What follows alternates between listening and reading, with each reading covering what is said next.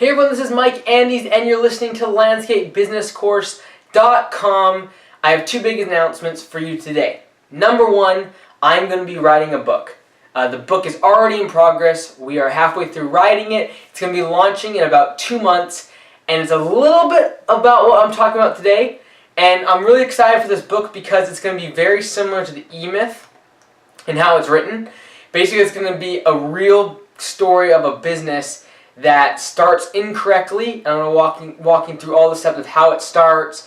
The climax is really the turnaround, really the demise of the company, and then the turnaround is how to build a real landscaping and lawn care business correctly. And it's more of like a story type of a book, but it's all very core business elements and principles. So it's going to be coming out. It's called ZeroTurn, because we're going to be turning the business around, and I'm really looking forward to it. And at about the same time, we'll be launching the ZeroTurn video series, which is a compilation of some of the work I've been doing with consulting and things, so you can see actual businesses being turned around. So that's going to be a lot of fun. That's the first announcement. Second announcement, the conference. It's coming up in January. We're only a few months away. Alright, so right now we are rolling into October. We got November, December, and then January is when we are having the conference. It's 3 days long, and you can go to landscapebusinesscourse.com/conference and get more information. We changed the whole setup of the conference to be much more seminar-based. So instead of just a bunch of speeches that are kind of sporadic about different topics, we're going to be doing workshops of 2 to 3 hours on different topics and using your financials, using your website, using different avenues and aspects of your business to actually personalize the content just for your company. So if we're talking about hiring, we're actually going to create your hiring process right then and there, and I'm going to help you do it personally. There's not going to be millions of people there, and thousands even, not even hundreds. So I'll be able to specifically help you with your personalized issues. And so we'll go right to that hiring plan. We will create a marketing plan for your company. We will create an actual step-by-step of how you create the systems within your business. We're going to be talking about your website. We'll actually go through your website and actually dissect every single aspect of what you can do differently to make sure it's the top on Google. So that's going to be a lot of fun. You definitely want to be there. The $99 I'm charging is not even going to cover our cost. We are going to lose money on this event, but I want you to be there. It's a great event for your managers to come to. Make it a 3 or 4 person event. You'll come out for the 3 days. It's going to be fantastic. It's Thursday, Friday, and Saturday. You can fly directly into the Bellingham airport, or you can fly into Seattle, and then there's a bus that goes right from the Seattle airport right up to the doorstep of the conference center. So check it out today. Go to landscapebusinesscourse.com/conference. Now today I am trying to convince one person to not be solo in their business any longer. So many of the businesses in the landscape industry are solo mowing operations. Just one guy with a blower, a mower, a weed whacker, and the truck. And I'm trying to convince one of you, 2 of you, 3 of you, some of you to not be solo anymore. And so I want to give you a few reasons as to why. And I know this is going to spark a lot of debate. I know a lot of people will not like me even posting this video saying that people should not be solo. Now, the reason I'm making this video is not to create that confrontation. It's rather to respond to a lot of you that ask me questions, or to people who actually debate with me about this topic, about why you should stay solo, or you should just stay small and not hire employees and just have one truck and trailer and just run your business like that. So I want to kind of give my ideology and my reasoning as to why staying solo is the horrible idea, and why you should not spend another day by yourself out in the truck, and why you need to start thinking about your business instead of a job of landscaping, and thinking more about the business of your business instead of the business of lawn care. So I just want to go for a few of these, because I could probably do 20 different reasons, but I want to kind of highlight just a few. Number one is, if you are staying solo, In other words, you're the only guy on the crew, you're the guy mowing, you're the guy blowing, you're the guy weed eating, you're also the one doing estimates and invoicing and answering the phone and answering emails. If you are that solo operation, and you drive around in your truck and you do lawn care and landscaping and you are solo, you're very, very vulnerable.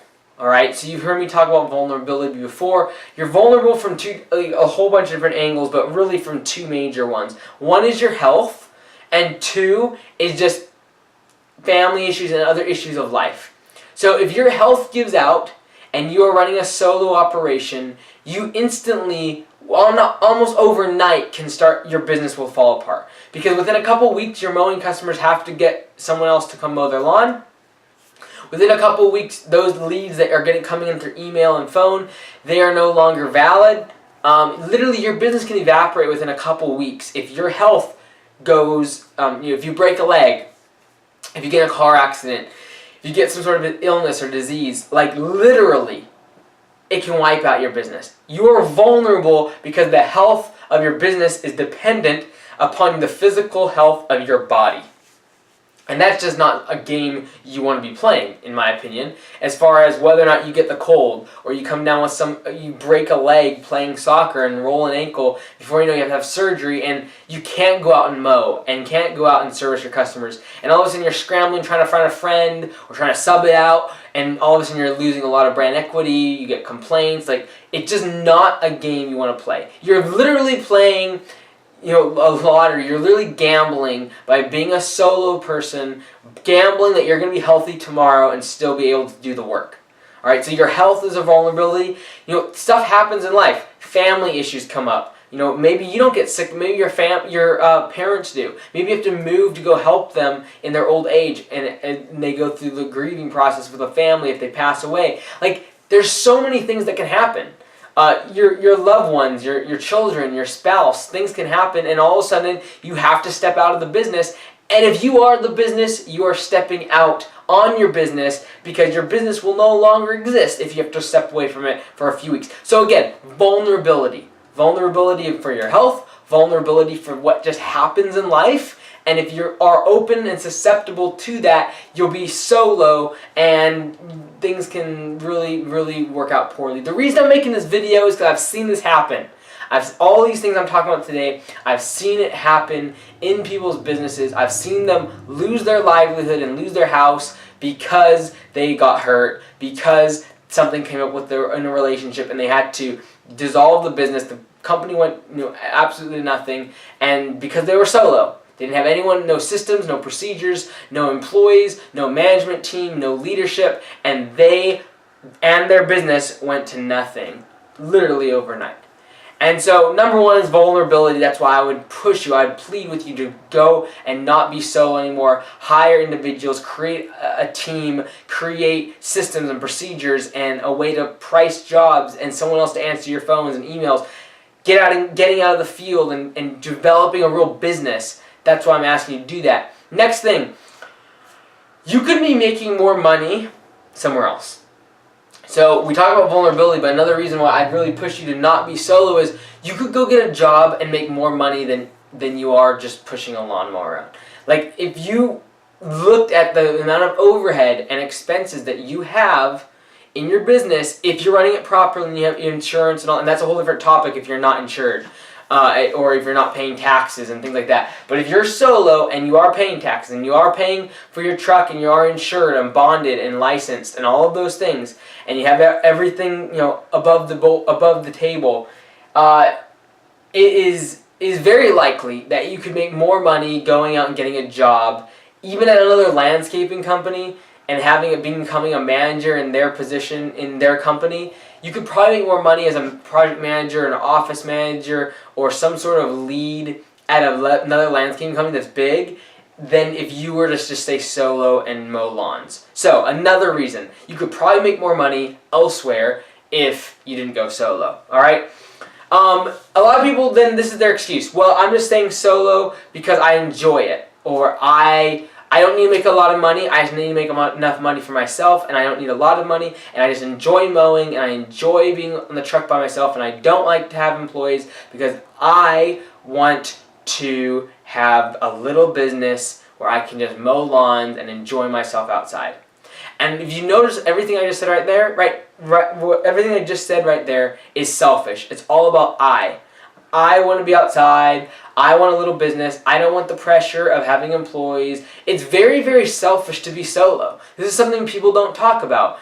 In order for you to be solo, you have to be, and you staying that way, you have to be selfish. Because people who come up with the excuse that, well, I just don't need a lot of money. Well, guess what? If you made more money in your business, you could then not be selfish, and instead of just paying for your own bills, you could give money away. You could give it to charities, you could give it to your church, you could give it to other individuals that are in need of overseas or abroad, to your school. Like, there's different ways you can give this money away, and instead of being selfish and taking the easier road and saying, well, I don't want to deal with employees, I don't want the extra headache of having more customers, I don't have to think about other things, like, that is the path of least resistance, and it's a very selfish way of living if you're simply trying to dodge the responsibility of being a boss, dodge the responsibility of owning a real business.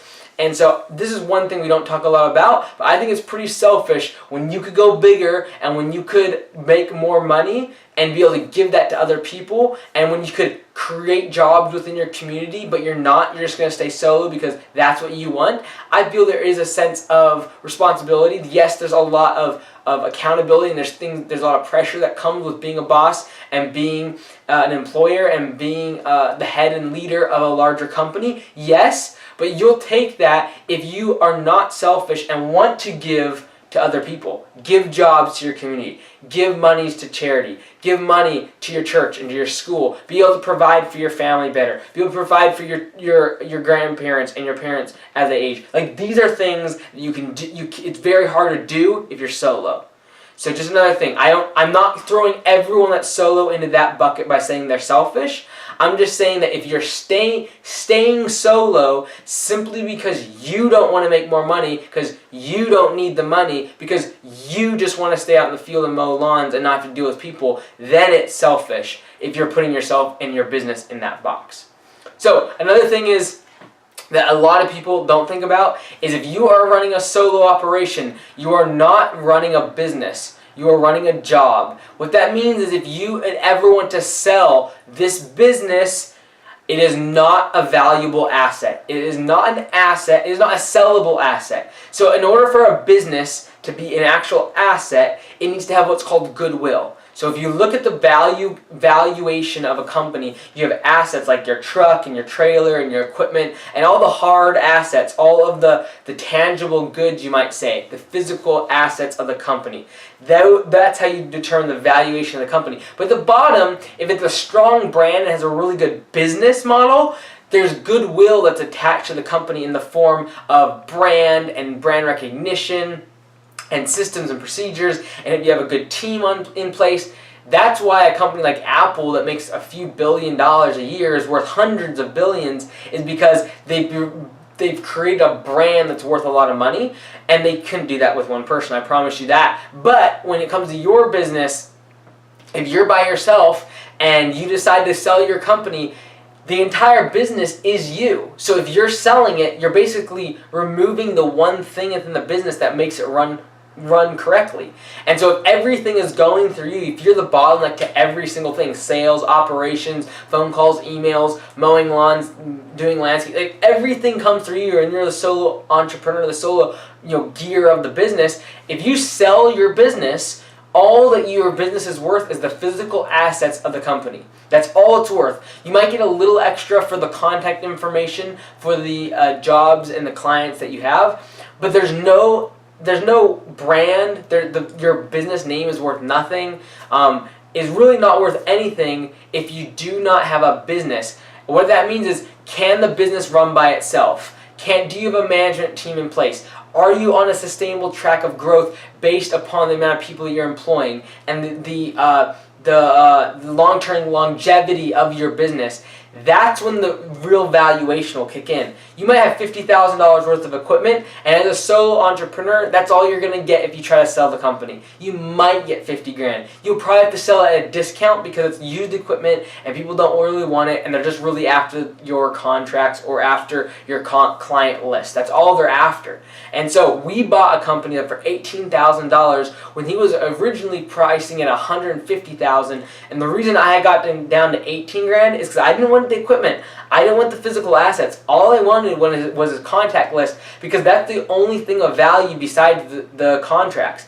The name of the brand, we did away with it. The website, we did away with it, because all of that was tied to the business owner. So when he left, basically everything of the business left. So we just took the contact list, that's what we paid him for, and he ended up trying to just sell for pennies on the dollar his equipment, and there was no business to buy. The business has to run itself. The business has to have a team. The business has to have in order for this organism to be alive, there has to be multiple parts moving. And if you're the solo entrepreneur, the one that runs everything, if you leave, the business is worth nothing. You might have physical assets, but the business is absolutely worth nothing. So I implore you, I hope this helps one person decide tomorrow that they need to employ someone, and they need to think a little bit bigger about their business, because they're vulnerable right now. They're thinking selfishly. They can make more money if they went and got a job somewhere else at a bigger landscaping company as like a crew manager. And worst of all, your business is not a sellable asset if you are the solo entrepreneur, the one that runs and does everything within your business. So check out landscapebusinesscourse.com for more material, and I've uploaded a video recently that shows exactly what it looks like inside of the course, because a lot of people were asking, like, what's the course versus like the podcast? The podcast and all these videos, they're 100% free. Please listen to these before you even get involved in the course. The only reason I made the course is because there's some content I can't share online, that I can't share publicly. I can't share it without having to see who's in the course, and so that's things like financials, things like shop tours, seeing our operations on a very, very close up detailed information, our emails that we send to customers, seeing our back end system. That's what I show in the course. That's the value. The difference here is I'm sharing this with the world, and so I have to be careful about what I can and cannot share. So that's all you get different with the course. Obviously, there's all the videos and the forms and all of our contracts that I share with you, but I want to make that quick distinction that the main reason I made the course is to be able to share information that I can't really share publicly. So there it is, landscapebusinesscourse.com. I'm Mike Andes. I'll see you next time.